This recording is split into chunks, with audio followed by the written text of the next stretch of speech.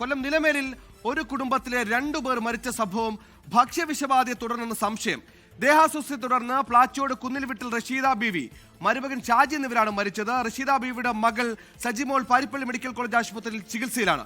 ഭക്ഷ്യവിഷബാധയാണെന്നാണ് ബന്ധുക്കളുടെ ആരോപണം. ആദ്യം ചില പ്രതികരണങ്ങൾ. തോരൻ മേടിച്ച്, മീൻ മുട്ട മേടിച്ച്, അപ്പം മേടിച്ച്, പൊറോട്ട മേടിച്ച്. നമുക്കൊന്നും പ്രശ്നമില്ല. അമ്മ വരുമ്പോൾ നെഞ്ച് വേദന എന്ന് പറഞ്ഞ് പിന്നെ വെള്ളം ചോദിച്ച്, വെള്ളം അപ്പം കടയില്ലായിരുന്നു. കുറേ നേരം വന്നപ്പോൾ കട്ടൻ ചായ മേടിച്ചു കൊടുത്ത്, പിന്നെ അവിടെ നിന്ന് മട്ടപ്പുള്ളിക്കാരൻ സർത്തിച്ച്, അതായത് ഷാജിങ് ആള് സർത്തിച്ച്, അങ്ങനെ ആട്ടിയങ്ങാളിൽ 5-6 പയ്യന്മാരുണ്ട്. നമ്മൾ എന്തൊരു പ്രശ്നം കാണി അവർ വന്ന് അങ്ങനെ നിലമേൽ വണ്ടി നമ്മൾ ആക്കിയതാണ്. 6 പേര് തിരുവനന്തപുരത്ത് വിഴിഞ്ഞത്ത് ഏതോ ഒരു ഹോട്ടലിൽ നിന്നാണ് ആഹാരം കഴിച്ചത് കൊഞ്ച്, കണവാത്തോരൻ, മീൻമുട്ട. അത് കഴിഞ്ഞ് വന്ന വഴിക്ക് ഇവർ ഛർദിലും കാര്യങ്ങളൊക്കെ ആയി നിലവിലൊരു ഹോസ്പിറ്റലിൽ കാണിച്ചപ്പോഴത്തേനും ഒരാളെ പാരിപ്പള്ളി മെഡിക്കൽ കോളേജിലും ഒരാളെ തിരുവനന്തപുരം മെഡിക്കൽ കോളേജിലും പറഞ്ഞു വിട്ട് അവർ 2 പേരും മരിച്ചു. ഇപ്പോൾ തള്ള ICUലാണെന്ന് പറയുന്നു. കൊച്ചുങ്ങൾക്ക് 2 പേർക്കും കുഴപ്പമില്ല, കൂടെ പോയ ഒരാളിനും കുഴപ്പമില്ല. സൂര്യഗായത്രി കൊല്ലത്ത് വിശദാംശങ്ങളുമായി ചേർന്നു. സൂര്യഗായത്രി, ഇന്നലെ ഭക്ഷണം കഴിച്ചു, രാത്രിയോടെ തന്നെ ദേഹാസ്വസ്ഥമുണ്ടായി, ആശുപത്രിയിൽ എത്തിച്ചെങ്കിലും രക്ഷിക്കാനായില്ല. പ്രാഥമികമായി ഭക്ഷ്യവിഷബാധയാണോ എന്നൊരു സംശയം സ്ഥിരീകരിക്കാനാകുന്നില്ല. ഇപ്പോൾ നമുക്ക് ലഭിക്കുന്ന ഏറ്റവും പുതിയ വിവരങ്ങൾ ഇതുമായി ബന്ധപ്പെട്ട് എന്തൊക്കെയാണ് സൂര്യഗായത്രി?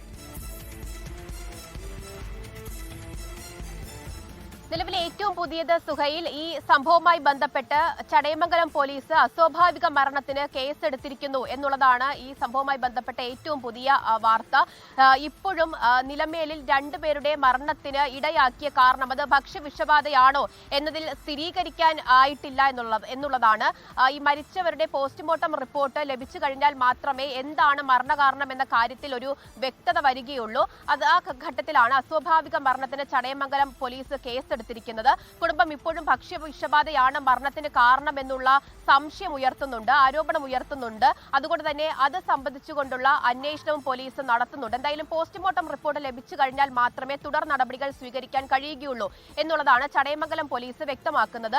കഴിഞ്ഞ ദിവസമാണ് രാത്രി 9 മണിയോട് കൂടിയാണ് ഇവർ വിഴിഞ്ഞത്തേക്ക് സീ ഫുഡ് കഴിക്കാനായി പോയത് എന്ന് പറയുന്നു. റഷീദ ബീവിയുടെ കുടുംബവും ഇവർക്ക് പരിചയമുള്ള ഒരു സുഹൃത്ത് കണ്ണൻ എന്ന് പറയുന്നയാളും കൂടി ആകെ 6 പേരടങ്ങുന്ന സംഘമാണ് ഭക്ഷണം കഴിക്കാൻ പോയത്. തുടർന്ന് അവിടെ നിന്ന് ഭക്ഷണമൊക്കെ കഴിച്ച് തിരികെ വീട്ടിലെത്തിയപ്പോഴേക്കും റഷീദ ബീബിക്ക് ആദ്യം ദേഹാസ്വാസ്ഥ്യം ഉണ്ടാകുന്നു, അസ്വസ്ഥതകൾ ഉണ്ടാകുന്നു.